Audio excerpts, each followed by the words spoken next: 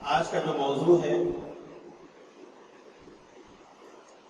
نوجوانوں کی فیراغ روی ایک لمحہ فکریہ۔ تو نوجوانوں، اس موضوع کا تعلق آپ سے اور اس طور پر آپ کے سرپرستوں سے بھی اس کا تعلق ہے کہ وہ آپ کے مربی ہیں، آپ کے سرپرست ہیں، آپ کے نگراں ہیں، آپ کے کفیل ہیں۔ ہمارے بزرگوں سے بھی اس موضوع اور ٹاپک کا ریلیشن ہے۔ اللہ تعالیٰ ہم سب کو اسے سننے اور اس پر عمل کی توفیق عطا فرمائے۔ تو نوجوانوں، ہم صرف سننے کے لیے حاضر ہوئے ہیں، انشاءاللہ ہم یہ جذبہ رکھتے ہیں کہ جو سنیں گے اس پر عمل کریں گے۔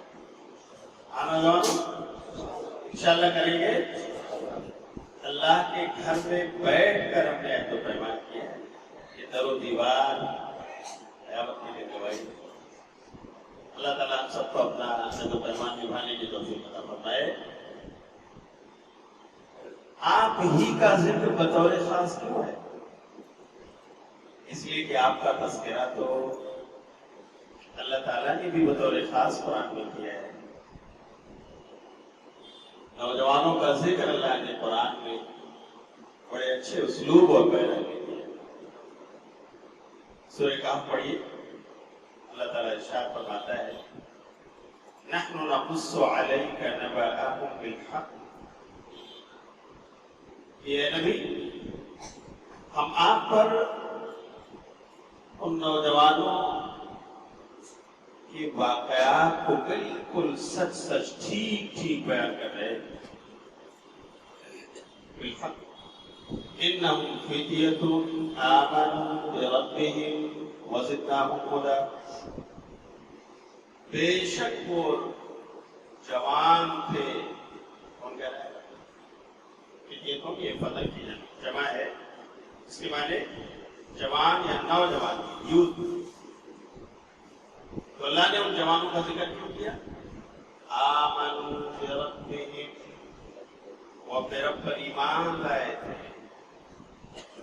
وزدناہم ہدی، اور ہم نے اس ہدایت کی راہ پر ان کی ہدایت میں بڑھوتری اور اضافہ ہم نے فرما دیا۔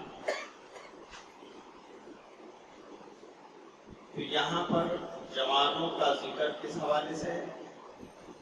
ایمان لانے کے حوالے سے۔ ایمان کا حوالہ اللہ نے دیا اور اس ایمان پر ثابت قدم رہنے، ہدایت کی راہ پر جمے رہنے کے حوالے سے اللہ نے کر دیا۔ اس کا مطلب یہ ہے کہ اگر کوئی اللہ پر ایمان لانے والا بن جاتا ہے اور اسی پر وہ ثابت قدم رہتا ہے، اپنے اعمال کے ذریعے، اپنے اخلاق کے ذریعے، اپنے ویوہار کے ذریعے، تو وہ اللہ کی نگاہ میں بہت قابل قدر ہے۔ بولو ہے کہ اللہ رب العالمین ایسے نوجوانوں کا ذکر قرآن میں کرتا ہے جن کے اعمال سے، اور آپ کا ذکر پہلے جوانوں، نبی صلی اللہ علیہ وسلم نے حدیث میں بھی فرمایا، صحیح بخاری کتاب الحدود کی روایت ہے کہ 7 قسم کے لوگ قیامت کے دن اللہ کے عرش تلے جگہ پائیں گے، فی ظلہ یوم لا ظل الا ظلہ۔ اس دن اس عرش کے سایہ کے علاوہ کوئی اور سایہ اور سائبان نہ ہو۔ اللہ رب العالمین جن 7 قسم کے لوگوں کو اپنے عرش کے سایہ تلے جگہ دے گا، ان میں ایک قسم نوجوانوں، کون سے نوجوان؟ شاب نشأ فی عبادت اللہ، وہ نوجوان جس نے اپنی جوانی کو اللہ کی عبادت میں اتارا، اللہ کی اطاعت میں بسایا ہو، اور اللہ کی عبادت صرف نماز پڑھ لینا نہیں، صرف روزے رکھ لینا نہیں ہے، صرف زکات دینا نہیں ہے. ایک مومن کی زندگی میں اعمال خیر کا جو پہلو ہے وہ اللہ کی اطاعت و فرمانبرداری، اور جو کام اللہ کی اطاعت و فرمانبرداری کا ہے وہ عبادت کی طرف لے جاتا ہے. تو ہمارے نوجوان، اگر آپ نماز پڑھ رہے ہیں، روزے رکھ رہے ہیں، زکات دے رہے ہیں، ایماندار ہیں، حج کر رہے ہیں کہ اللہ نے آپ پر اسے فرض کیا ہے، رمضان آتا ہے روزے رکھ رہے ہیں، اگر آپ کو موقع ملے کہ کسی مظلوم اور ستائے ہوئے انسان کی آپ مدد کر سکو، اسے انصاف دلا سکو، تو اللہ کی قسم آپ کی جوانی کا وہ حصہ بھی عبادت ہے. یا آپ نے اپنی جوانی کو اس مظلوم کو انصاف دلانے کی اور اس کا اجر اللہ سے آپ نے ماننے کے لیے ہاتھ ملایا. آپ نے ماں باپ کی خدمت کی جنہوں نے آپ کو پالا پوسا. یہ کام بھی معمولی نہیں. ماں باپ کی خدمت کتنی بڑی عبادت ہے جو آپ انجام دیں. ان کی دعائیں لیں گے، آج کی دنیا اور آخرت دونوں سمجھ جائیں گے. نوجوانوں، اپنی زندگی کے قیمتی لمحات کو سماج کی سیوا میں لگاتے ہو، اللہ سے امید رکھو انشاءاللہ ایک مومن کا سونا اور جاگنا یہ دونوں اگر عبادت ہے تو اس میں سماج سیوا یہ بھی عبادت کی حصہ ہے. دیکھو تمہاری جوانی کہاں خرچ ہوئی. کسی پر ظلم اور زیادتی کے لیے یہ ہاتھ اٹھا رہے ہو، یا کسی یتیم، بیوہ، مظلوم اور ستائے ہوئے انسان کی مدد کرنے کے لیے. اگر ایسے ہو قابل مبارکباد ہے آپ کی جوانی. اللہ تعالیٰ ہمارے سماج کو ایسے نوجوان عطا فرمائے. اسی طرح جوانی کا ذکر نبی صلی اللہ علیہ وسلم نے ایک اور حدیث میں کیا اور نوجوانوں کو تنبیہ فرمائی کہ عمر کا یہ بہت قیمتی حصہ ہے جوانی. نوجوانوں ذرا اس پر نظر رکھو. مستدرک حاکم کی روایت ہے کتاب الزہد والرقائق، علامہ البانی نے صحیح قرار دیا ہے. اور پیارے نبی صلی اللہ علیہ وسلم فرماتے ہیں اغتنم خمسا قبل خمس. 5 کو 5 چیزوں سے پہلے غنیمت جانو. 5 چیزوں کو 5 سے پہلے. ان میں ایک کیا ہے جانتے ہیں؟ جوانی کو کس سے پہلے غنیمت جانو؟ بولو. بڑا پاس کر لو نیکیاں، پڑھ لو نمازیں، ادا کر ڈالو زکات، تو غریبوں کا حق ہے. چلے جاؤ جوانی میں اگر یہ حج فرض ہو گیا ہے، حالات اچھے ہیں، راستے پرامن ہیں، جاؤ حج بیت اللہ کر کے آ جاؤ. بڑھاپے کا انتظار نہ کرو. اس بڑھاپے کو اس جوانی کو بڑھاپے سے پہلے غنیمت جانو. اور اگر اسے غنیمت نہیں جانتے ہو اور اس کا صحیح استعمال نہیں کرتے ہو تو پیارے نبی صلی اللہ علیہ وسلم نے ڈرایا بھی ہے. آپ کی ایک صفت اگر بشیر ہے، بشارت سنانے والے آپ ہیں، تو ایک صفت آپ کی نظیر بھی ہے، آپ جانب سے ڈرانے والے ہیں. تو آپ نے نوجوانی کے غلط استعمال پر نوجوانوں کو تنبیہ فرمائی ہے. جامع ترمذی ابواب صفت القیامہ کی روایت ہے جسے علامہ البانی نے صحیح قرار دیا. لا تزول قدم ابن آدم من عند ربه يوم القیامہ حتى يسأل عنه. کہ اولاد آدم کے قدم اللہ کے سامنے سے اس وقت تک قیامت کے دن ہل نہیں سکتے جب تک 5 سوالوں کا جواب نہ دے. ابن آدم کے قدم نہیں ہل سکتے. ان میں جانتے ہیں 2 سوال ایسے ہیں جن کا تعلق ہماری عمر اور ہماری جوانی سے. عن عمره فيما أبلاه عن عمره فيما أفناه وعن شبابه فيما أبلاه.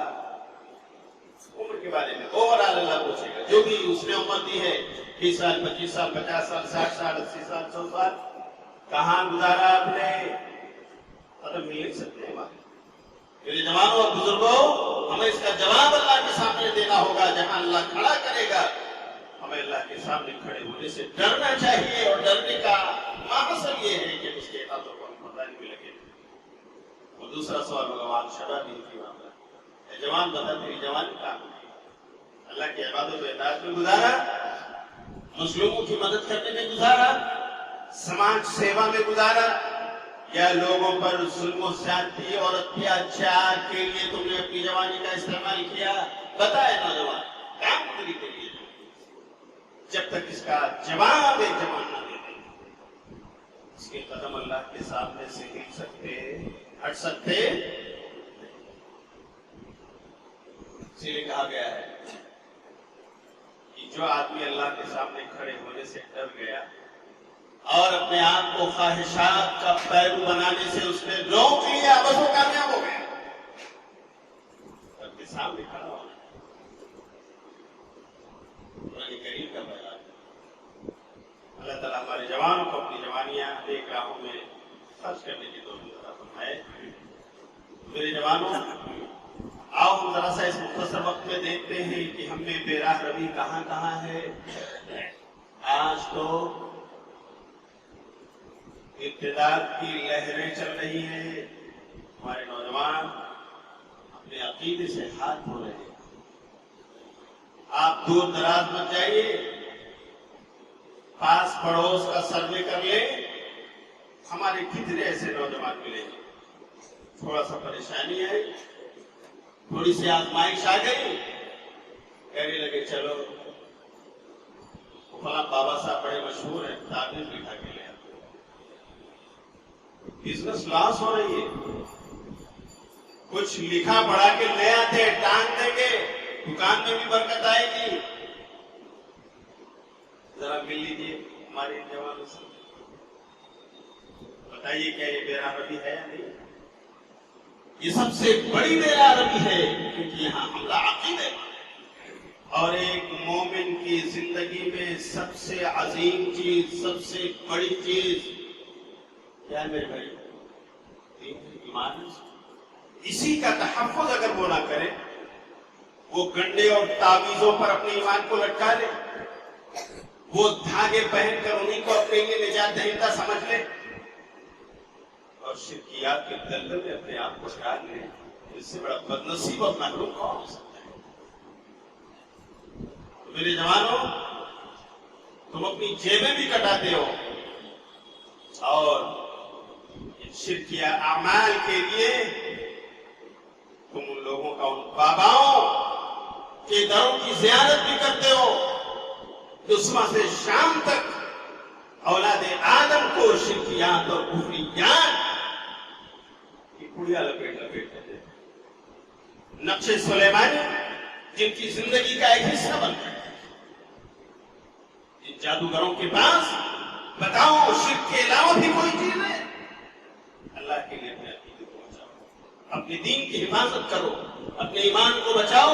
پیارے نبی صلی اللہ علیہ وسلم کی واضح اور پوری حدیث ہے، من علق تمیمۃ فقد اشرک، جس نے بھی یہ تعویذ گنڈا لٹکایا اس نے کیا کیا؟ شرک کیا۔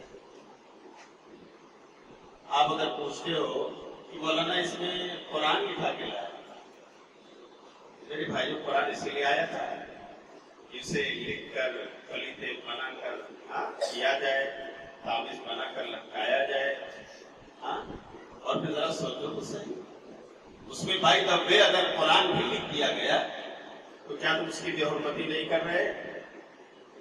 اس کو جب تم واش روم میں جاتے ہو تو نکال کے باہر رکھتے ہو یا پہن کے جاتے ہو؟ آپ نے محسوس کیا ہوگا جو جوان پہنتے ہیں، چاہے وہ گلے میں پہنتے ہوں یا باہوں میں پہنتے ہوں، جہاں بھی وہ لٹکاتے ہوں، کیا کوئی واش روم جانے سے پہلے اس تعویذ کو باہر رکھ کے جاتا ہے میرے بھائیوں؟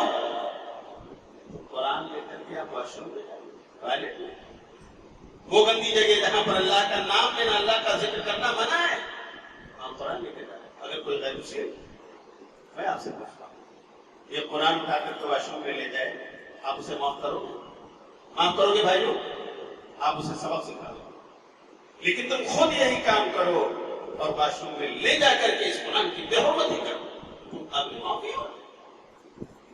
کہاں ہے آپ کا؟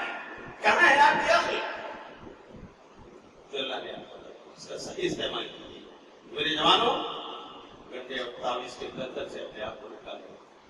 یہ دھاگے بھی جو پہنتے ہیں نا ہمارے نوجوان، کوئی پیلا، کوئی پنک، کوئی ملا جلا کلر. پوچھو نوجوان کس لیے پہنا ہے آپ نے؟ ارے بابا کے در کا ہے، کوئی گئے تھے لا کر انہوں نے ہمیں تحفہ دیا ہے، بڑا مبارک ہے یہ. اور کچھ نوجوان ایسے بھی جو جاتے ہیں کہتے ہیں کہ میں گیا تھا، میں وزٹ کر کے آیا ہوں، وہاں سے یہ تحفہ لے کر آیا ہوں. دھاگے پہنے. اور یہ صرف مرد نہیں، خواتین بھی. اور اب تو کالے دھاگے پہننے کا چلن اتنا عام ہو گیا ہے، اتنا عام ہو گیا ہے کہ اللہ کی پناہ سمجھ میں نہیں آتا ہے کہ یہ برقع پوش خاتون اوپر سے نیچے تک جو برقع پوش ہے، لیکن چلتے ہوئے اس کی پنڈلیاں کالے دھاگوں سے بندھی ہوئی نظر آتی. کیا آپ نے نہیں دیکھا؟ کیا آپ کی نظر کبھی نہیں پڑی؟ برقع پوش خاتون گڑیوں میں دھاگے، ہمارے نوجوانوں کے ہاتھوں میں دھاگے. آخر یہ کیا ہے میرے بھائی؟ کیا یہی دین کا عقیدہ ہے؟ کیا یہی اسلام نے ہمیں بتایا اور سکھایا ہے؟ آخر ہم اپنے عقیدے کو اس طرح سے کیوں برباد کر رہے ہیں؟ پیارے نبی صلی اللہ علیہ وسلم کی حدیث اے نوجوانوں نہیں معلوم؟ آؤ میں آپ کو سناتا ہوں. صحابی رسول، شروع اسلام کا زمانہ ہے، آپ کی تبلیغ، آپ کے صحابہ کی تبلیغ چل رہی ہے. اس درمیان ایک صحابی اسلام لائے اور پھر نبی نے دیکھا کہ ان کے پاس دھاگا بندھا ہوا تھا. تو نبی صلی اللہ علیہ وسلم نے ان کو بلایا، کہا یہ دھاگا؟ تو انہوں نے کہا من الواحینۃ یا رسول اللہ، اللہ کے رسول ایک بیماری، کمزوری ہے جس کی وجہ سے پہنا ہے.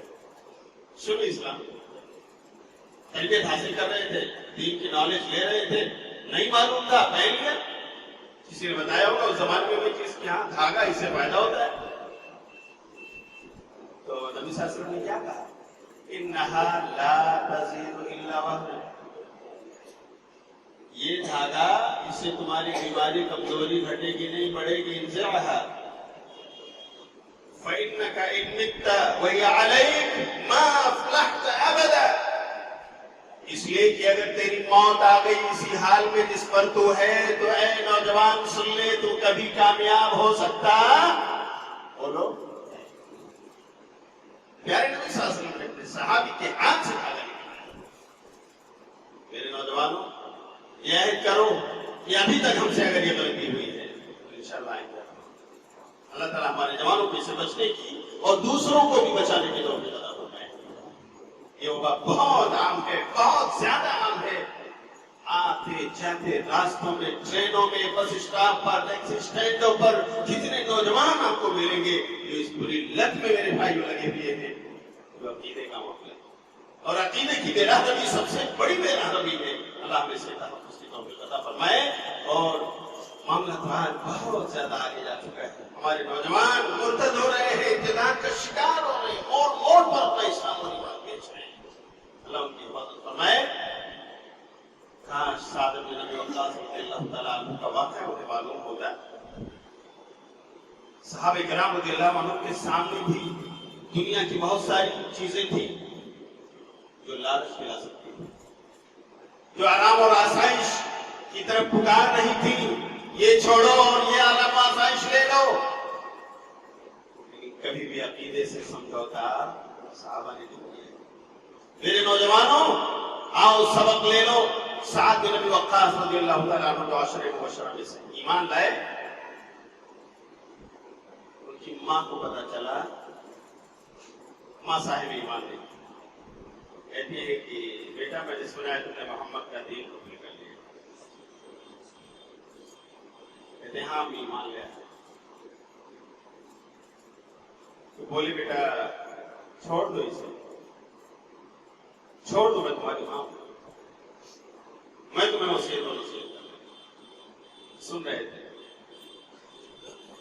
تو جانتے ہیں ان کی ماں نے ایک جملہ یہ بھی استعمال کیا، بیٹا کس محمد کے تم پیروکار ہو صلی اللہ علیہ وسلم. ان کی تعریف تو یہ ہے نا کہ تم اپنے ماں باپ کی اطاعت کرو. میں تمہاری ماں ہوں نا، میری بات ماننا، میری اطاعت کرنا تو پر فرض ہے. میں کہہ رہی ہوں محمد کے دین کو چھوڑ دو صلی اللہ ہو. ساتھ کہتے ہیں امی میں نے اسے پڑھا ہے، سمجھا ہے، بہت قریب سے دیکھا ہے، یہ دین برحق ہے، اس لیے تو کیا سمجھا رہی. لیکن سعد رضی اللہ تعالیٰ کو اپنا دین چھوڑنے پر راضی نہیں. وقت گزرتا گیا. ایک دن انہوں نے بہت زبردست انداز میں ان کو نصیحت کی اور کہا کہ بیٹے اگر تم یہ دین نہیں چھوڑتے ہو تو سن لو، میں اسی دھوپ میں کھانا پینا چھوڑ کر بیٹھ جاؤں گی، مرن برت رکھ لوں گی، جان دے دوں گی. بتاؤ کیا تمہیں پسند ہے لوگ یہ کہیں کہ سعد اپنی ماں کا قاتل بیٹا ہے؟ ایسا کر سکتے ہو؟ اللہ بہت لاڈلے تھے اپنی ماں کے.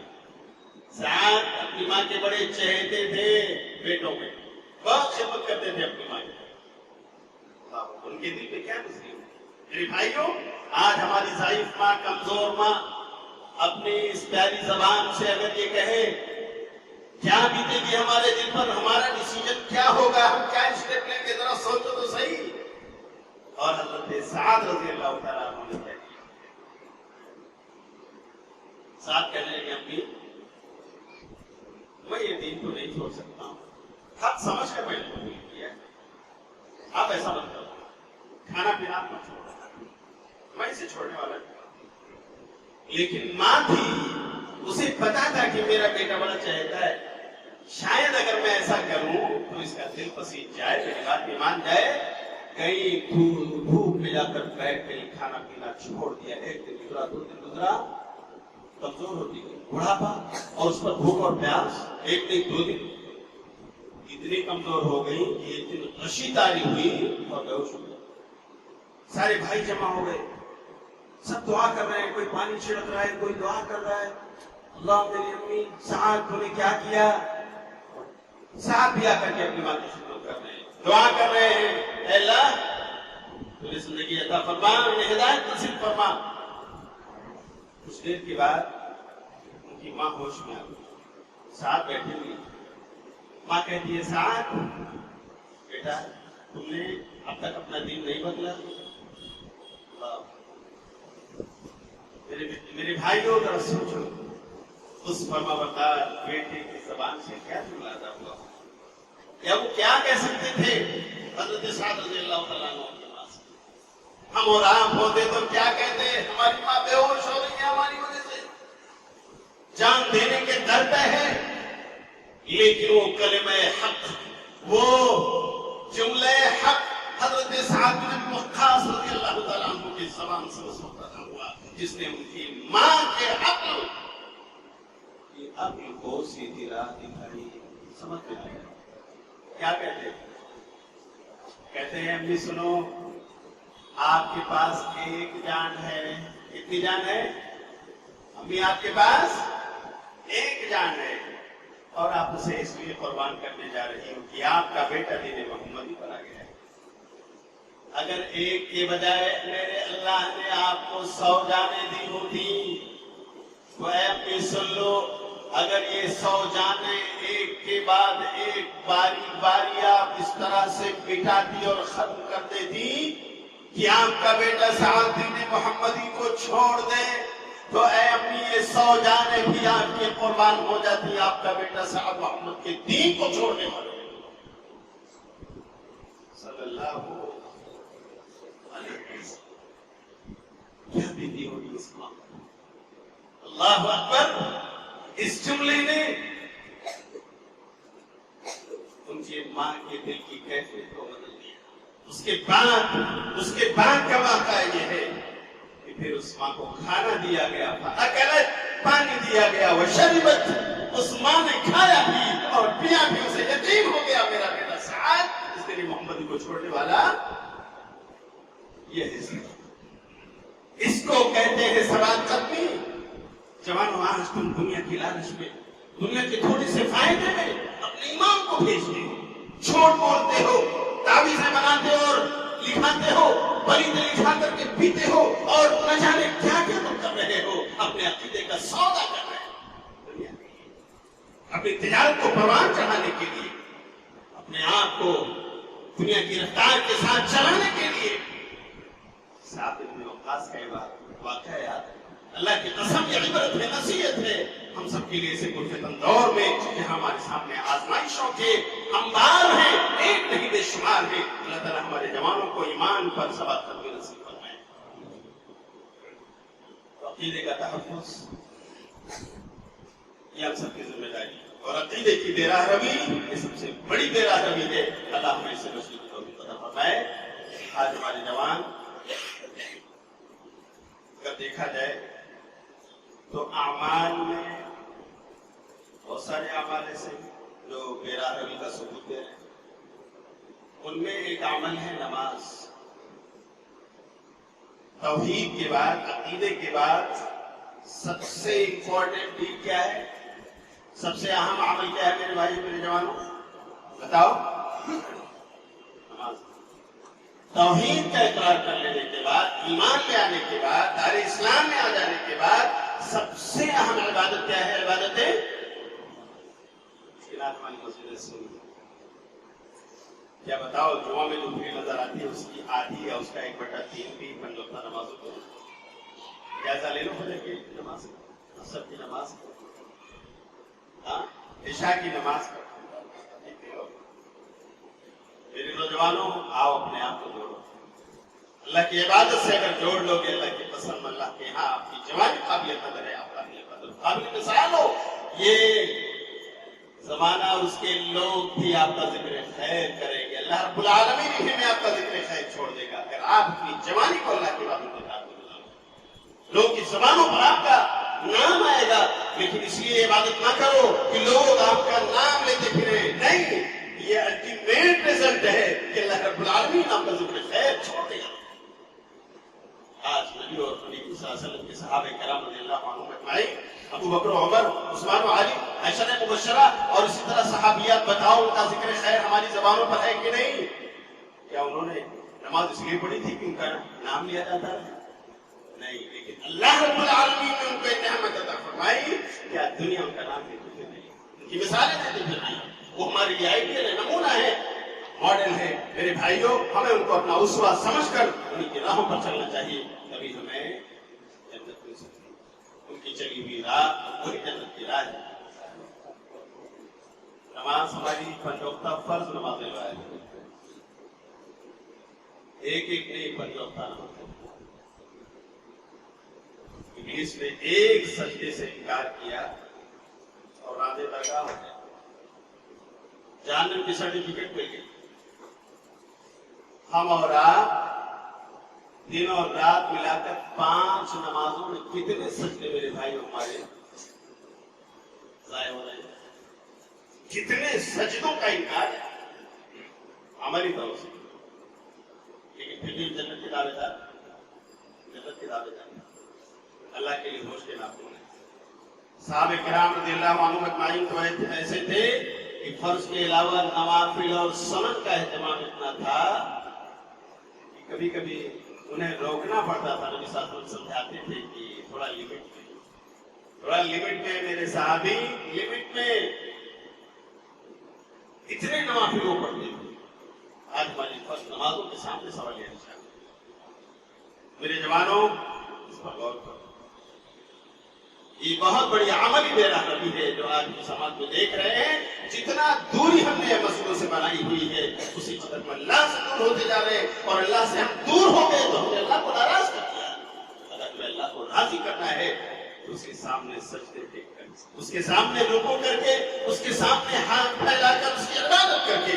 تو میرے بھائیوں، آخر دیر کس بات کی ہے؟ اللہ نے جوانی دی ہے، طاقت دی ہے، جوانی دی ہے، آخر کس چیز کا انتظار ہے؟ یا کسی اور آزمائش کا، یا اللہ کے عذاب اور عقاب کا؟ اللہ تعالیٰ ہم سب کو پنج وقتہ نمازی بنائے۔ حضرت ابو درداء رضی اللہ تعالیٰ عنہ انصاری صحابی، نبی صلی اللہ علیہ وسلم جب ہجرت کر کے مدینہ آئے اور صحابہ اور مہاجرین، انصار و مہاجرین کے درمیان برادرہوڈ، مواقعات و بھائی چارہ کروایا، تو تو حضرت سلمان فارسی حصے میں آئے ابو دردہ کے. اس کے حصے میں آئے ابو دردہ رضی اللہ تعالیٰ عنہ. ان کے ساتھ رہتے, کھاتے پیتے زندگی گزار رہے تھے, نیکی کے کام میں آگے بڑھ رہے تھے. ایک بار ہوا ایسا کہ سلمان نے ابو دردہ کی اہلیہ زوجہ, ان کی بیوی ام دردہ, ان کو جب دیکھا کہ بہت پراگندہ انداز میں رہتی ہے, میلی کچیلی پھٹے پرانے کپڑے, لباس, پوشاک, بال بکھرے بکھرے وغیرہ, تو سلمان فارسی رضی اللہ تعالیٰ عنہ نے ایک دن کہا, بھابھی آپ ایسا اپنے آپ کو بنا کر کیوں رکھتی ہے؟ ہمارے بھائی ابو دردہ کو تکلیف نہیں ہوتی, اللہ کے لیے اپنے آپ کو بنا سنبھالتے ہیں.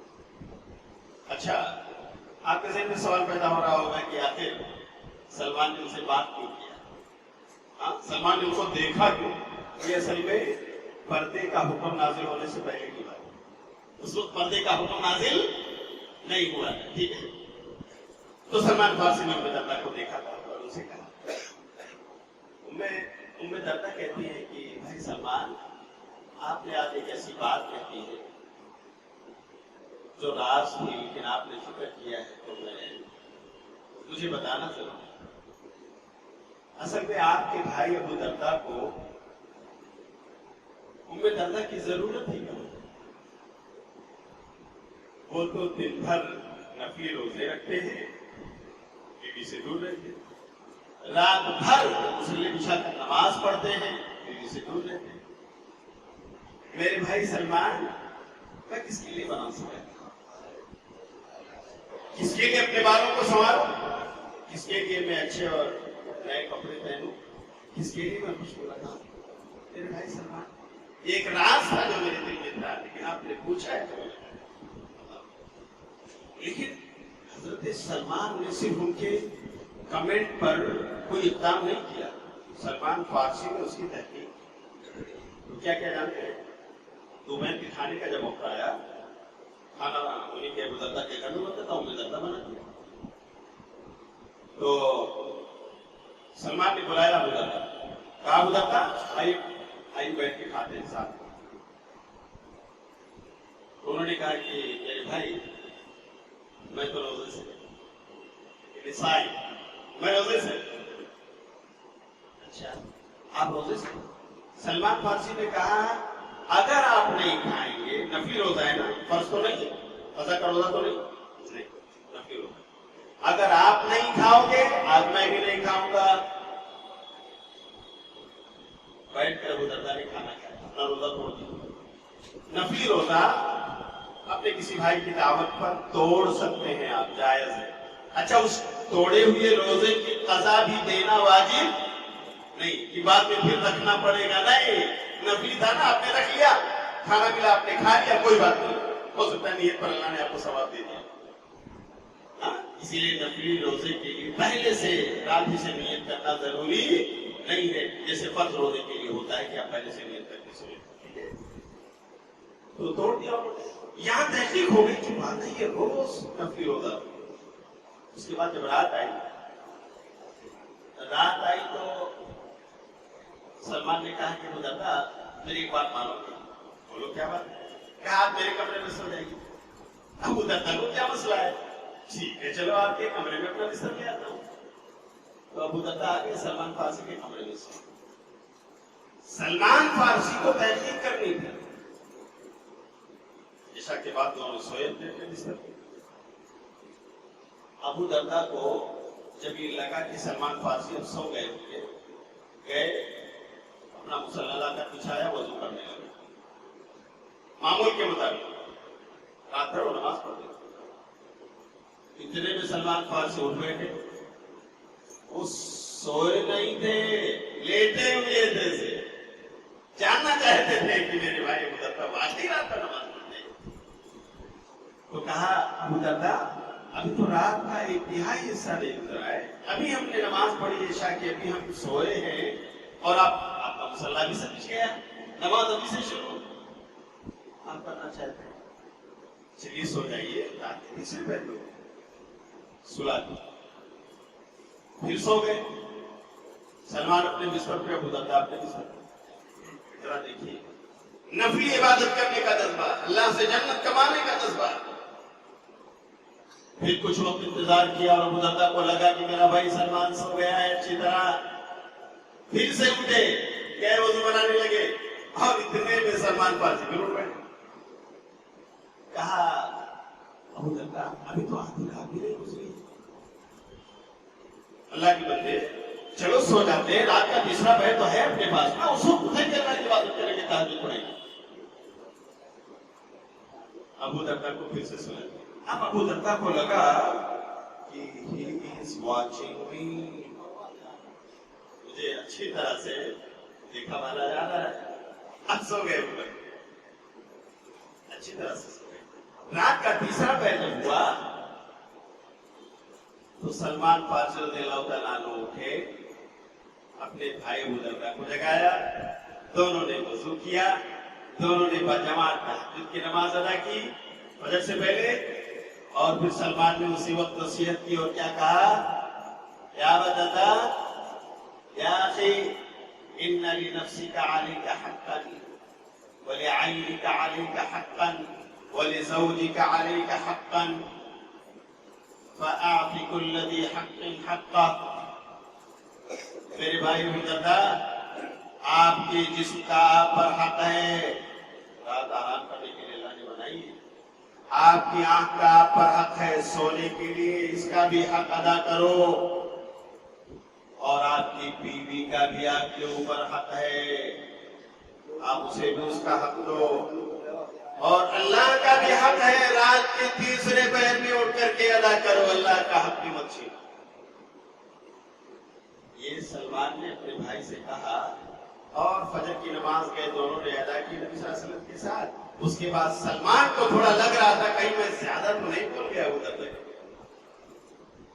میرے محسن, میرے غمخوار, میرے سرپرست, ہاں میرے کفیل ابو دردہ جن کے گھر میں رہتا ہوں, جنہوں نے مجھے شیلٹر دیا, جو مجھے کھلا پلا رہے, میں نے زیادتی تو نہیں کر دی ان پر. اللہ کے رسول کے پاس آ کر بیٹھ گئے, کہا اللہ کے رسول ایسا ماجرا تھا, میں نے تحقیق کی, میں نے پایا کہ وہ نفلی روزے دن بھر رکھتے ہیں, میں نے پایا کہ وہ نفلی نمازیں رات بھر پڑھتے ہیں. اللہ کے رسول میں نے آج فجر سے پہلے ان کے ساتھ نماز پڑھی تو میں نے ان سے یہ کہا ہے, میں نے ان کو یہ نصیحت کی ہے کہ آپ اپنے جسم کا حق ادا کرو, آنکھ کا حق ادا کرو, بیوی کا حق ادا کرو, اور اللہ کا حق بھی نہ بھولو. اللہ کے رسول کہیں میں نے زیادتی تو نہیں کر دی. تو نبی نے کیا کہا, صدق سلمان. سلمان نے بالکل سچ کہا, جو وصیت اور نصیحت سلمان نے کی بالکل حق اور سچ. یہ صحابہ کا حال ہے. اور آج ہمارے جوانوں میں بے راہ روی ہماری کہاں ہے, ہماری عملی بے راہ روی نماز کے تعلق سے کتنی بتاؤ. ہماری پنج وقتہ فرض نمازیں, تو انشاءاللہ ہماری پنج وقتہ نمازیں یہاں سے ادا ہوں گی. ہاں نوجوانوں, انشاءاللہ ہمیشہ اور فجر میں بھی حاضر رہیں گے. اللہ تعالیٰ ہمیں اس کے پابندی کی توفیق عطا فرمائے. 10 منٹ اور ہے. ہماری بے راہ روی, ہمارے نوجوان آج اس مفتن دور میں سانس لے رہے ہیں, زندگی گزار رہے ہیں, جہاں ہر طرف بریانی فحاشی انہیں دعوت گناہ دے رہی ہے. جس گلی کوچے سے گزریے براہنا پن اور ننگا پن ہمارے سروں پر چڑھ کر ناچ رہا ہے. ہمارے گھروں میں ننگا پن داخل ہو گیا, ہمارے ہاتھوں میں یہ ننگا پن موجود ہے. ایسے میں اپنے ایمان کا تحفظ, ایسے میں اپنے عزت و آبرو کا تحفظ ایک نوجوان کے لیے چیلنج بنا ہوا ہے, بولو بنا ہوا ہے کہ نہیں. کتنے ہمارے ایسے نوجوان جو آج اسی چھوٹے سے اینڈرائڈ فون کے ذریعے سے چیٹنگ کرتے ہوئے اپنے فرینڈ سرکل میں غیر محرم عورتوں سے باتیں کرتے ہیں, فرینڈز بناتے ہیں, اور پھر اس طرح سے دوستی کے تانے بانے بنے جاتے ہیں. ایک کنٹری سے دوسرے کنٹری تک کا سفر کیا جاتا ہے. اللہ کی قسم اس برائی کی راہ میں اپنے پیسے خرچ کیے جاتے ہیں. مجھے بالکل اچھی طرح سے یاد ہے, ابھی لاک ڈاؤن سے کچھ 1 سال پہلے کا واقعہ ہے. میرا جاننے والا ایک جوان, ایک جاننے والے بڑے عزیز انسان, جہاں میں نے ایک زمانے تک 5 سال اپنے تعلیمی مرحلے کو گزارا تھا, وہیں کے قریب میں رہنے والے मस्जिद दारुल हदीस 9 नंबर कुर्ला ईस्ट में आकर मिले, मुआनका किया उन्होंने और मेरे भाई आप पीला होकर कहने लगे, मौलाना एक बड़ी मुसीबत आन पड़ी है, एक बड़ी मुसीबत आन पड़ी है।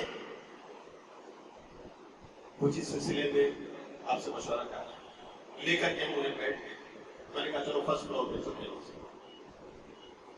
उन्होंने रोते हुए जो अपना वाकया सुनाया कि मेरा बेटा इंडियन एम्बेसी जद्दा में एक अच्छी पोस्ट पर काम कर रहा है। उसके बाद इसी मोबाइल के जरिए से उसकी दोस्ती एक खातून जो इसी मुंबई में रहती है उससे बहरूपिया खातून, उसने वहां पर अपने चेहरे मोहरे कुछ और लगा रखे थे, अपने आप को कुछ और शो किया था। आखिर उसके नाम फ्लाइट में वो नौजवान गिरफ्तार हुआ। हस्बे वादा वहां से टिकट लेकर के वो जद्दा से मुंबई एयरपोर्ट पे गया। होटल में दोनों गए, दोनों की मुलाकातें हुई और उसके बाद का मंजर है मेरे भाई को बहुत रुला देने लगा। उस खातून ने उस नौजवान को एक्सप्लॉइट किया, उससे बाकायदा डिमांड किया कि इतना हमारे अकाउंट में आना चाहिए, अगर नहीं आएगा तो आप अभी यही में पुलिस को बुलाती और आप जेल गैर मुस्लिम खातून, उसने अपने आप को मुस्लिमा शो किया, अपने चेहरे मोहरे अपने निकाब और हिजाब अपनी बातों से उसे तारीफ ले लिया। उसके बाद नौजवान के पास मामून ने पुलिस को बुलाया और पकड़ा जाएगा। अभी तक वो नौजवान जेल, अभी तक छोड़ा नहीं। मेरे नौजवान, आज इसका फितना जिस कदर हमारे सरों पर पटला रहा है, हमारे हर जवान के हाथ में मौजूद है। मुझे नाम लेने की जरूरत नहीं है, मुझे सिर्फ ये जिक्र इसलिए किया है कि कोई वकील नहीं, इस बारे में हमें बताए किस तरह से हम उसकी बेल करा सकते हैं वगैरह वगैरह। एक मामला इतना संगीन उसका आपने बना दिया था, कोई तदबीर नहीं। मेरे जवानों, मैं आपको बचाऊं, इसमें हयाई और फहाशी की लत से अपने आप को दूर रखो। अल्लाह मुराकिब हो जाए, हम आपकी तन्हाई में हो, अकेलेपन में हो, अगर ये तसव्वुर हम में बाकी है कि अल्लाह में देखा, अल्लाह की पसंद दुनिया की कोई ताकत नहीं है जो हमें बुराई से करवा सकती है। इन्नल्लाह ला यख्फा अलैहि शै'उन फिल अर्दि वला फिस समा, आसमान और जमीन में कोई भी चीज अल्लाह से ढकी और छुपी नहीं है। अगर ये तसव्वुर हमारे ज़हन दिमाग में कायम हो जाए, हमारे जवानों, इस बेराहमी से हम अपने आप को बचा सकते हैं, जैसे मरसद बिन अबू मरसद अल-गनवी ने अपने आप को बचाया था। तो शायद बाकी है, मैं ये बात ऐसे कर देता हूँ। सहाबी रसूल मरसद बिन अबू मरसद, मुस्तदरक हाकिम 2701 नंबर की हदीस है। ये कौन सहाबी है? मरसद बिन अबू मरसद एक बड़े बांका जवान है, इस्लाम लाते, बड़े ही काबिल कदर जवान। जिसे कहा जाता है कुछ नौजवान होते हैं समाज सोसाइटी में, उन्हें देखा जाए तो कहा जा सकता है कि बहुत बांका जवान है, ये किसी मजलूम को इंसाफ दिलाने के लिए का इस्तेमाल, जहानत का इस्तेमाल कर सकता है। वैसे जवान थे। अल्लाह के रसूल सल्लल्लाहु अलैहि वसल्लम ने हिजरत के बाद सहाबे किराम जो जवान थे और इस किस्म के ताकतवर, उनकी एक टोली बनाई, उनको जिम्मा दिया था कि आप अपने उन भाई बहनों को जो कुफ्फार मक्का के चंगुल में है, जो उनकी गिरफ्त में है, जो ईमान ले आए हैं लेकिन मक्का वाले उनको छोड़ते नहीं, बेड़ियों में जकड़ते हुए रखा है, आप लोग बारी बारी वहां जाएंगे और रात के सन्नाटे में उन गुलामों और बांदियों की बेड़ियां खोलकर उन्हें आजाद करेंगे और उन्हें मदीने की राह पर लगाकर मदीना लेकर अपने भाइयों को आएंगे। ये आपको ने उस कमेटी में मरसद रज़ियल्लाहु तआला को चुन लिया। मरसद रज़ियल्लाहु तआला कहते हैं कि मैं आता रहा, एक बार ऐसा हुआ कि जब मैं आया मक्के शाम नगरी पहुंचा तो एक बाग में, खजूर के बाग के बाउंड्री के पास में छुप गया। मैंने इंतजार किया कि रात और बीत जाए, तो चांदनी रात, चांद निकला हुआ था। खैर जब मुझे यकीन हो गया मक्के वाले सो गए होंगे तो मैं मक्के की तरफ बढ़ा, अपनी निशानी की तरफ कि जाऊं उस भाइयों को जो बेड़ियों में जकड़े हुए हैं, गुलाम हैं, बादियां हैं, ईमान वाले हैं, उनको छुड़ाऊं, खोलूं और लेकर के मदीने की राह पर चलूं। اتنے میں آگے آتے ہوئے ایک سایہ نظر آیا اور بس سامنے ایک خاتون، ایک دوشیزہ، ایک نوجوان،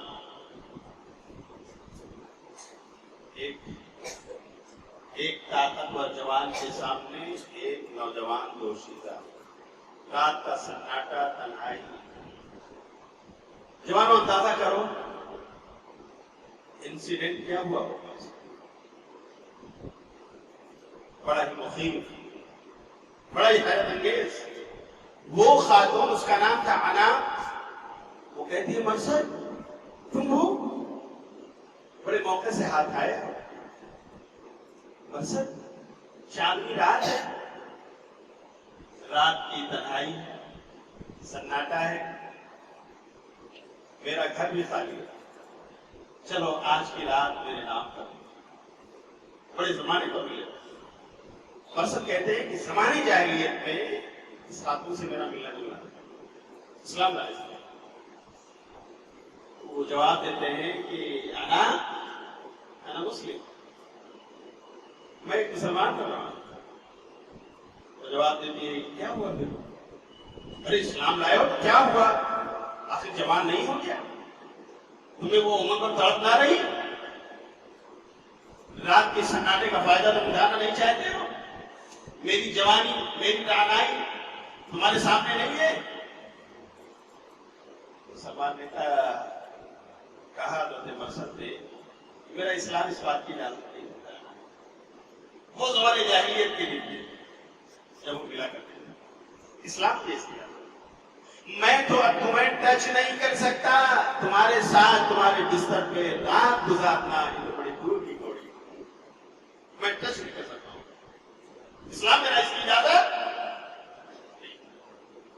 سنیے، وہ خاتون کہتی ہے اگر میری بات نہیں مانو گے مرثد تو سن لو، ابھی میں شور مچاؤں گا، پورے مکے والوں کو، قریب والوں کو جگہ دوں گی، گھر لیے جاؤ گے، پکڑ لیے جاؤ گے، مرمت ہو جائے گی۔ لیکن مرثد کا ایمان تھا ایک مثالی ایمان، اسی لیے صحابہ کے ایمان کی مثال اللہ نے قرار دی۔ مرثد کہتے ہیں انا تمہیں جو بن آئے کر لو، لیکن یہ کام مجھ سے اب نہیں ہو سکتا جو تم چاہتے، یہ غلطی میں نہیں کر سکتا، میرا اسلام اس بات کی اجازت نہیں ہے۔ میرے جوانوں ذرا سوچو، ان کی جگہ پر ہم اور آپ ہوتے ہیں، ہمارے ایمان کا تحفظ کے باوجود آج ہم گھنٹوں چیٹنگ کرتے ہیں غیر محرموں سے، فرینڈ سرکل میں،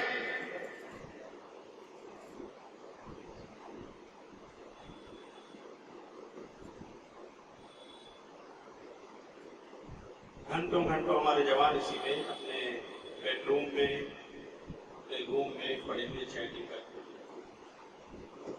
ہیں، کہیں بڑھاتے ہیں دوستی اور ان راستوں پر چل پڑتے ہیں دن میں جسے اسلام نے منع کیا۔ اسلام نے ان تمام چور دروازوں کو بین کر دیا ہے۔ اسلام نے نہیں کہا کہ زنا نہ کرو، ولا تزنوا، کیا کہا؟ ولا تقربوا الزنا، زنا کے قریب نہ جاؤ۔ زنا کے قریب نہ جاؤ کا مطلب کیا ہے؟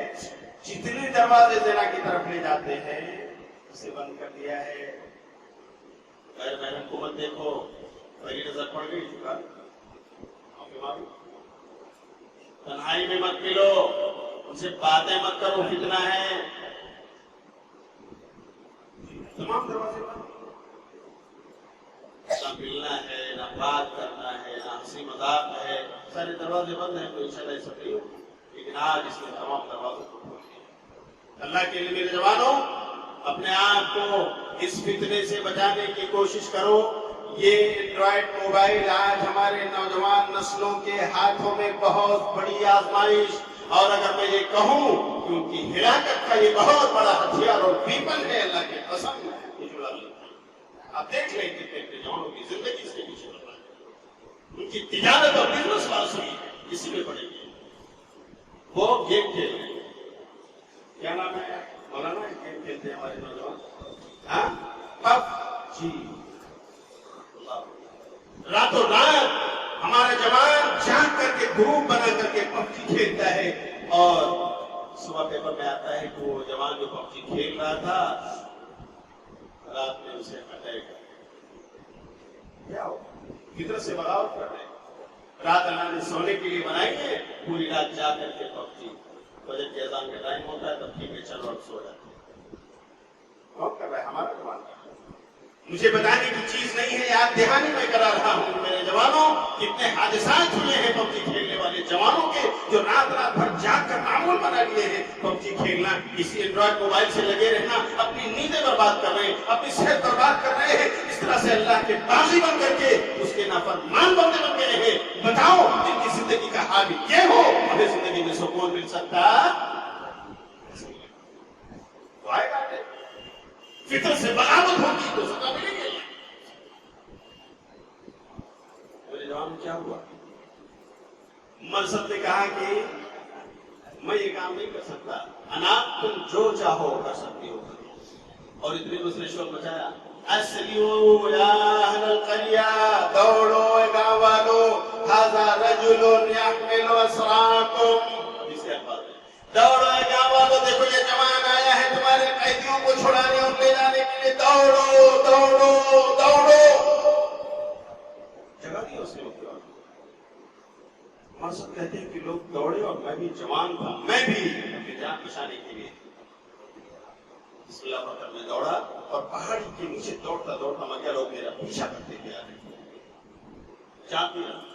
میں پہاڑی کے نیچے گیا اور چھوٹی سی جگہ تھی, گفا ٹائپ, وہاں میں کھڑا ہوں, اللہ سے دعا مانگ رہا ہوں, اللہ کوئی بچانے والا, اللہ اپنے اس کمزور بندے کو بچائے. مرسد کہتے ہیں کہ لوگ آئے میرا پیچھا کرتے ہوئے, میں نیچے کھڑا ہوں اور وہ اوپر کھڑے باتیں کر رہے ہیں, میں سن رہا. وہ لوگ وہیں دیر تک کھڑے کھڑے پیشاب کر رہے ہیں, فلاں فلاں کر رہے ہیں, وہ سب میرے سروں پہ گر رہا ہے, لیکن میں صبر کے ساتھ کھڑا ہوں, دعا مانگتے ہوئے. وہ لوگ وہاں سے کچھ دیر کے بعد واپس چلے گئے, اپنے بستروں میں سو گئے, نہیں پایا ان کو. اللہ نے انہیں توفیق نہیں دی کہ نیچے اتر گئے, جہاں میں اللہ نے مجھے بچا لیا. پھر گئے وہ سو گئے. اس کے بعد میں اپنے نشانی کی طرف چلا جہاں یہ غلام اور مانیاں بدھے ہوتے تھے. میں اس جگہ پر گیا, میں نے کچھ لوگوں کو کھولا اور لا کر مدینے کی راہ پر لگایا اور چل پڑا. ہم کچھ عرصے کے بعد, کچھ دن کے بعد مدینہ پہنچے, اللہ کے رسول صلی اللہ علیہ وسلم کے پاس حاضر ہوا اور میں نے کہا اللہ کے رسول, اس بار اس سفر میں میرے ساتھ ایک بڑی آزمائش ہے. کہا کیا؟ کہا ایک خاتون ہے آنا, جو کافرہ ہے, اسلام نہیں لائی ہے, وہ میرے راہ کی رکاوٹ بنی ہے. اس نے مجھے پا لیا اور اس کا مطالبہ اس طرح سے تھا, لیکن میں نے انکار کر دیا. اللہ کے رسول, کیا میں اس سے شادی کر لوں؟ دیکھیں سوال کر رہے ہیں. یہ ہے میرے جوانوں, اگر واقعی تمہیں اپنے گھر خاندان کی کوئی لڑکی, کوئی بیٹی پسند ہے, اس کا صحیح طریقہ کیا ہے؟ ذمہ دار سے بات کرو, اپنے ابو سے, اپنے بڑے بھائی سے, اپنی امی سے. کبھی بات کر لو, ابو سے بات کر لو, یا ابو آپ دیکھو اگر یہ رشتہ بہتر ہو. یہ طریقہ اسلامک میں. وہ پوچھتے ہیں پیارے نبی صلی اللہ کے رسول, کیا میں شادی کر لوں تاکہ میرے راہ کی رکاوٹ نہ بنے؟ اس نوجوان نے کیسے اپنے آپ کو بچایا؟ کیا ہم بھی بچا سکتے؟ میرے بھائی, ایمان ہے تو اللہ کی قسم بچا سکتے ہیں, اللہ کا خوف ہے تو اللہ کی قسم بچا سکتے ہیں. اللہ کے رسول صلی اللہ علیہ وسلم خاموش ہیں. آپ نے مرسد کے سوال کا جواب ابھی نہیں دیا. شروع اسلام کا زمانہ تھا, عجیب انداز کا سوال تھا یہ. اتنے میں حضرت جبریل علیہ السلام قرآن کی آیت ہے, وَلَا تَنكِحُوا الْمُشْرِكَاتِ حَتَّى يُؤْمِنَّ وَلَأَمَةٌ مُؤْمِنَةٌ خَيْرٌ مِّن مُّشْرِكَةٍ وَلَوْ أَعْجَبَتْكُمْ. اس میں دونوں بارے میں ذکر ہے. ایک تو مومن مردوں کو حکم ہے کہ تم مشرکہ عورتوں سے شادی نہ کرو جب تک وہ ایمان والی نہ بن جائے. ان کے مقابلے میں تو ایمان والی وہ باندی اور لونڈی بہتر ہے, جس کے پاس اللہ نے ایمان کی دولت عطا فرمائی ہے. بھلے یہ کافر اور مشرکہ عورتیں تمہیں کتنی حسین و جمیل کیوں نہ لگے, بھا جائے, تمہارے دلوں میں سما جائے, پھر بھی وہ تمہارے لیے ایکسیپٹیبل نہیں ہے. लौंडी जो ईमान वाली है तुम उससे शादी कर लो, उसे अपने उसमें रख लो, ये तुम्हारे लिए बेहतर है। तो नबी सल्लल्लाहु अलैहि वसल्लम ने भी मना कर दिया कि तुम अनाथ से शादी न करो क्योंकि वो गैर मुस्लिम मुशरिका है। ये वाकया किसी और का नहीं, एक नबी की उम्मती का है, नबी की उम्मती का वाकया है ये। मेरे जवानों, एक जवान का वाकया है ये, जो अपने जमाने में उस फितने में पड़े, लेकिन अल्लाह ताला ने उनको बचाया। और बचाने वाली चीज अल्लाह पर ईमान थी, उनका यकीदा था कि कोई नहीं इस तन्हाई में, लेकिन अल्लाह की आंखें, उससे हम बच सकते हैं। आज हमारे जवान के दिल में अगर ये बात पैदा हो जाए, अल्लाह की कसम हमारा भी गुनाहों से बचना आसान हो जाए।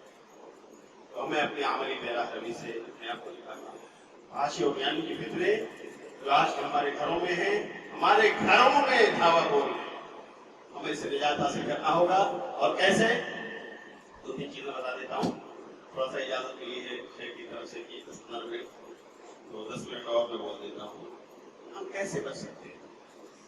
देखिए, इन चीजों को जब तक हम इनकी हकीकत माहियत न जाने, हमारे पास इल्म और नॉलेज ना हो, तब तक हम उनके शर से भी बच सकते हैं। इसलिए अगर इन फितनों से अपने आप को बचाना है, इस बेराह रवि से अपने आप को दूर रखना है, तो मेरे जवानों सुन लो, अगर कोई नुस्खा लिखना चाहे इन गुनाहों से, इन बेराह रवियों से बचने की तदबीर बताइए, कोई नुस्खा जिस पर अमल किया जाए, तो उस नुस्खे की सबसे पहली कड़ी है उसूल इल्म हासिल करना। आप करेंगे वो कैसे मनाना? मैं आपसे पूछता हूँ, अल्लाह ताला ने पहले हमको नमाज, रोजा, हज, ज़कात दिया है कि पहले इल्म हासिल करने की बात है? बोलो भाई, सबसे पहली वही कौन सी नाज़िल हुई थी प्यारे नबी सल्लल्लाहु अलैहि वसल्लम पर? पहली वही का नाम क्या है? इक़रा बिस्मि रब्बिकल लज़ी खलक़ल इंसान मिन अलक़, इक़रा व रब्बुकल अकरम अल्लज़ी अल्लम बिल क़लम अल्लमल इंसान मा लम यअलम। ऐ नौजवानों, पढ़ो, अपने रब का नाम पहचानो, उसे अपने रब को जानोगे, पहचानोगे, उसकी खशियत तुम्हारे दिलों में रहेगी, उसकी हैबत जब कायम हो जाएगी, तो यही खशियत और हैबत हमें गुनाहों से बचाने के लिए मददगार साबित होगी। इसीलिए कुरान में अल्लाह रब्बुल आलमीन ने फरमाया, इन्नमा यख्शल्लाह मिन इबादिहिल उलमा। अल्लाह से सही मानों में डरने वाले कौन है? उलमा, जानकार लोग, अल्लाह की मारिफत रखने वाले लोग, दीन के बारे में इल्म रखने वाले लोग, वही अल्लाह से आते मानों में डरते हैं। जिनको अल्लाह के अज़ाब के बारे में पता है, जिनको अल्लाह की नेमतों के बारे में पता है, जिनको जहन्नम के बारे में पता है, जिनको इक़ाब और सज़ाओं के बारे में पता है, वो अल्लाह की अज़मत को अच्छी तरह से जानते हैं, वो उलमा अल्लाह से अच्छी तरह से डरते हैं। तो जब हमारे नौजवान इल्म हासिल करेंगे तो उनके लिए खुशी पैदा होगी, बोलो होगी कि नहीं होगी? और इसी से अल्लाह हमारे दर्जात भी बुलंद फरमाएगा, हमें इस दुनिया में भी मकाम और रुतबे अता फरमाएगा। सूरह मुजादला की आयत नंबर 11 पढ़िए, यरफ़अल्लाहु अल्लज़ीना आमनू मिनकुम वल्लज़ीना उतुल इल्म दरजात।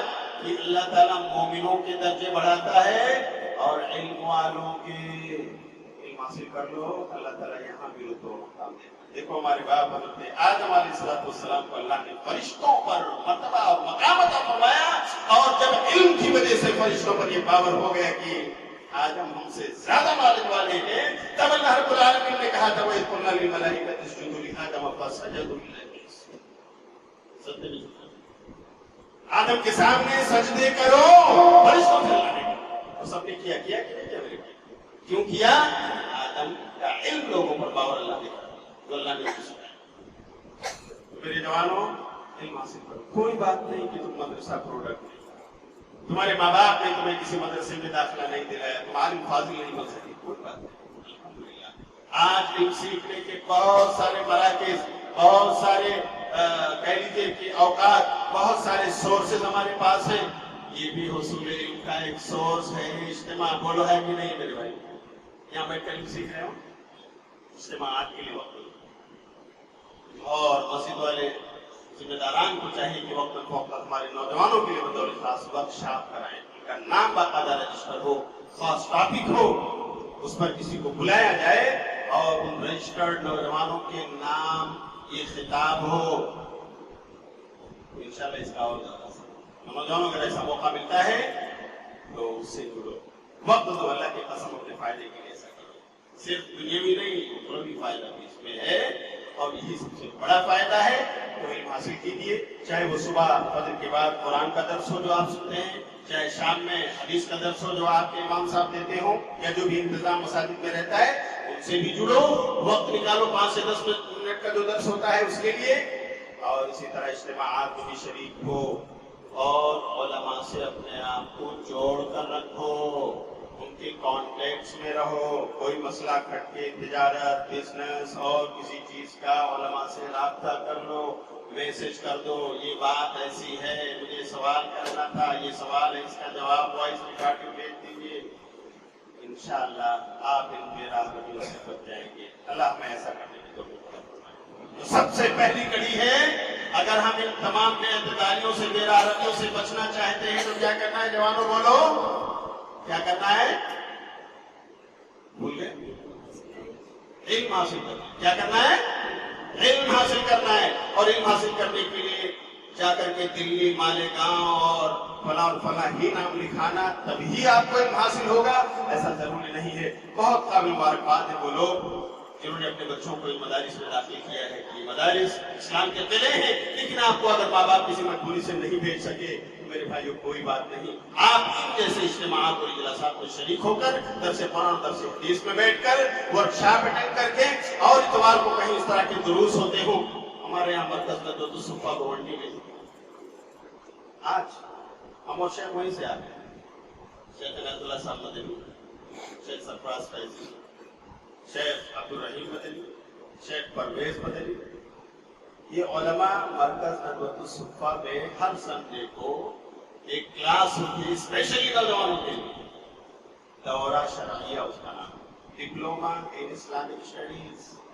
سلیبس باقاعدہ اس کا فکس ہے، چھپا ہوا ہے، پرنٹڈ ہے، اردو میں بھی انگلش میں بھی، رومن میں دونوں زبانوں کے جانے والے، انگلش جانے والوں کے لیے بھی، اردو میڈیم والوں کے لیے. اس کے تقریباً 5 لیول ہیں. ایک لیول 3 مہینے کا ہوتا ہے، یعنی سنڈے سے صبح 10 بجے سے 1 بجے کے لیے 3 گھنٹہ آپ لے کر جائیے چھٹی کے وقت میں سیکھیے. 12 سنڈے کا ایک لیول آپ کا مکمل، اس کے بعد ایگزام ہوگا، سرٹیفکیٹ بھی لے کے یہ آپ نے یہ اٹینڈ کیا. یعنی صرف ان نوجوانوں کے لیے رکھا ہے جو ہے تو کالج میں پڑھ رہے ہیں، اسلام سیکھنا چاہتے ہیں، یا وہ مدرسے نہیں جا سکے، جاب کر رہے ہیں، سنڈے کو چھٹی ہے، اسلام سیکھنا چاہتے ہیں، یا وہ دکان چلا رہے ہیں، موقع نہیں ملا ان کو، اسلام سیکھنا چاہتے ہیں، آؤ 3 گھنٹہ لے کر آؤ، اسلام سیکھنا ہے. الحمدللہ یہ علماء کی ایک ٹیم ہے جو دورہ شرعیہ کراتی ہے. یہ میں بات آئی تو آپ کے سامنے رکھ رہا ہوں. آپ کہہ رہے ہوں گے مولانا آپ کورس کا انٹروڈکشن کرا دیں، آپ کے فائدے کے اس لیے بات پہنچائی جا رہی ہے. اللہ تعالیٰ سب کو اخلاص سے عطا فرمائے. تو میرے جوانوں، علم حاصل کرنا یہ سب سے اہم کڑی ہے. نمبر 2، اگر ہمیں ان بے راہ رویوں سے بچنا ہے تو بری صحبت، بری سنگت سے بچنا ہے. آپ ضرور صحیح ہے یا نہیں؟ آپ سے ہم لوگوں نے سیکھا ہے. ہاں، جیسی سنگت ہوتی ہے بس اسی رنگ میں آدمی رنگ جاتا ہے. اور پھر نبی صلی اللہ علیہ وسلم نے آگاہ فرمایا ہے، دوستی کیسی ہو، اچھی یا بری، دوست کیسے ہو تمہارے، اچھے یا برے، بہت ضروری ہے، اس پر نظر رکھنا. جوانوں، اگر اپنے آپ کو گناہوں سے بچانا چاہتے ہو، نیکیوں کی راہ پر چلانا چاہتے ہو، اچھے دوست اپناؤ، اچھی دوستی کرو، بری دوستی سے بچو، برے دوستوں سے بچو. سنن ابو داؤد کتاب الادب کی روایت ہے، آپ صلی اللہ علیہ وسلم نے فرمایا، الرجل علی دین خلیلہ فلینظر احدکم من یخالط. کہ دوستی اتنی اثر انداز ہوتی ہے کہ ایک آدمی اپنے دوست کے دین پر آ جاتا ہے، اپنا دین چھوڑ دے. فلینظر احدکم من یخالط، تو تم میں سے ہر ایک کو دیکھنا چاہیے کہ وہ کس کو اپنا دوست بنا، اچھے کو یا برے کو، اچھے اخلاق والے کو یا برے اخلاق والے کو، دیندار کو یا بے دین کو، کس کو دوست بنا رہا ہے وہ. ہمارے جوانوں دیکھو اپنے فرینڈ سرکل کو، تمہارے ارد گرد کس کا گھیرا ہے. صحیح دوست وہ ہے जो आपकी कमी और कोताही को देखे तो आप बोलो कि मेरे भाई नमाज नहीं पढ़ते हो, नमाज पढ़ो। सिगरेट पी रहे हो, बीड़ी पर खर्च कर रहे हो ना, तंबाकू और खैनी खा रहे हो, कैंसर होता है इससे। बच्चों पैसे भी बर्बाद कर रहे हो और कुछ की तरफ जा रहे हो, फेफड़े का कैंसर, दिल की बीमारी होना, जाने क्या क्या होता है। बच्चों अच्छा दोस्त वो है जो आपको बुराइयों से बचाने की फिक्र नहीं करे। ऐसी दोस्ती हमारी है? अगर है तो अल्लाह की कसम आपका मुबारकबाद, आप भी अपने दोस्त को बुराई से बचाएं, वो भी आपको बचाने की फिक्र करे, यही अच्छी दोस्ती है। देख लो, अगर दोस्ती देखना है किसी अबू बकर की प्यारे नबी के साथ, किसी उमर के नबी सल्लल्लाहु अलैहि वसल्लम के साथ, और आपस में सहाबा की दोस्तियां देख लो किस तरह आपस में एक दूसरे के लिए खैर खाई कर रहे। अभी सलमान ने हजरत अबू दरदा रज़ी अल्लाह तआला अन्हु अपने भाई को, मेरे भाई ड्रोगा को किस बात पे रोका? वो दोस्त है दुश्मन है? मुझे जरा नेक कामों कर रहे थे, जाहिर में पूरी रात नमाज पढ़ रहे थे, हर दिन वो नफली रोजे रख रहे थे, लेकिन इस्लाम की नजर में नफली रोजे कंटिन्यू रखना उम्मत के लिए जायज बोलो नहीं है। फर्ज रोजे सिर्फ कंटिन्यू एक महीना रख सकते हैं, इसी तरह नफली नमाजें रात भर पढ़ना ये भी उम्मत के लिए जायज नहीं है।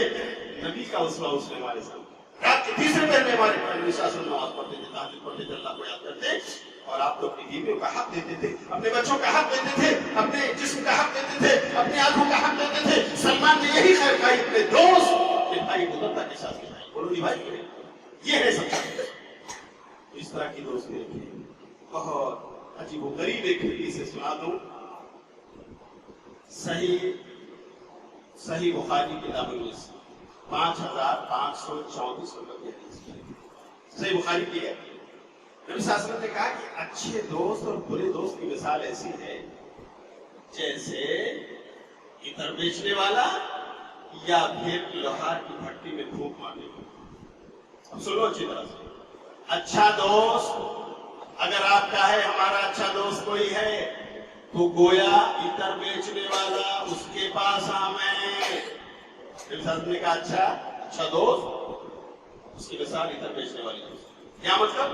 आप बताना ये चाहते हैं, इतर बेचने वाले के पास अगर आप हो तो या तो वो आपको लगा देगा, अपनी शीशी खोलेगा, ये लो भाई अच्छी है ना, आप सूंघोगे मुअत्तर हो जाओगे, और अगर आपको अच्छी लगी पैसे हैं तो आप खरीद लोगे, खरीद कर खुद भी लगाओगे, दोस्तों आप आपको मुअत्तर करोगे, घर वालों को भी महकाओगे। और अगर उसने नहीं दिया, बखील निकला, शीशी नहीं खोली उसने, या आपके पास पैसे नहीं थे, आपने खरीदा भी नहीं, तो मेरे भाई आप इधर फरोश के पास हो ना, उसकी दुकान में, उसके झोले और दुकान से फूटने वाली खुशबू को रोक सकता है वो आपके नाक में जरूर है। अच्छे दोस्त के साथ हो, अच्छाई जरूर आए। आप इधर बेचने वाले के पास बैठे तो देखो आपके दोस्त कैसे, इधर बेचने वाले या लोहार की भट्टी में फूंक मारते। दूसरी मिसाल नबी सल्लल्लाहु अलैहि वसल्लम ने कहा अगर दोस्ती बुरी है, दोस्त बुरे हैं, तो उसकी मिसाल ऐसी है जैसे लोहार की भट्टी में फूंक मारने वाला। लोहार की भट्टी देखा है आप लोगों ने? मेरे भाई किसी ने हाथ उठाइए। लोहार की भट्टी हमारे बुजुर्गों को पता है, मैं भी जानता हूँ। हमारे गांव में एक लोहार थे, अल्लाह मुसलमान हो गए, बुजुर्ग है, काफी बुजुर्ग है मुसलमान हो गए, और उनके इस्लाम की वजह वो खातून बनी जिसे उन्होंने शादी किया था, बांग्लादेश से लेकर के आए थे, मुसलमान थी, उसने उनको तबलीग किया, अल्हम्दुलिल्लाह मुसलमान। लोहार बहुत मशहूर। लोहार की भट्टी जब चलती है तो कोई लड़का वो लोहार अपने साथ रखता है, कोई आदमी उसको फूंकनी देता है, कहता है ये जरा सा मारो, फूंकते रहो, हमारी भट्टी जलती रहे। अब तो खैर इलेक्ट्रिक जमाना आ गया, फाइन लगा देते हैं लोग और भट्टी जलती रहती है, लेकिन वो जमाना जब ये देहातों में इलेक्ट्रिसिटी नहीं थी तो यही लोग फूंक मारते थे बैठकर, और फिर गर्म होता था उसका लोहा, उसके बाद पिटाई होती थी। तो जानते हैं वो जो लोहार की भट्टी में फूंक मारता था उसका क्या हाल होता था? क्या हाल होता था? पसीने में शराब लटपट, मंडी गंजी साहब भी गंजी, अल्लाह अकबर। उसके पास अगर आप रहोगे तो खुशबू की बदबू, जरा बताओ मेरे भाई, हाँ खुशबू आएगी। नबी ने कहा बुरा दोस्त है तो लोहार की भट्टी में फूंक मारने वाले जैसा है, اس کے پاس رہو گے تو ہو سکتا ہے وہ پھونک مار کر آگ اڑا کر تمہارے کپڑے جلا دے، بھسم کر دے، اور اگر تم کسی طرح سے لپیٹ وپیٹ کر کے اپنے کپڑوں کو بچا بھی لے جاؤ تو اس کی بدبو جو اس کے کپڑوں سے جسم سے پھوٹ رہی ہے اپنے ناک کو بچا سکتے ہو؟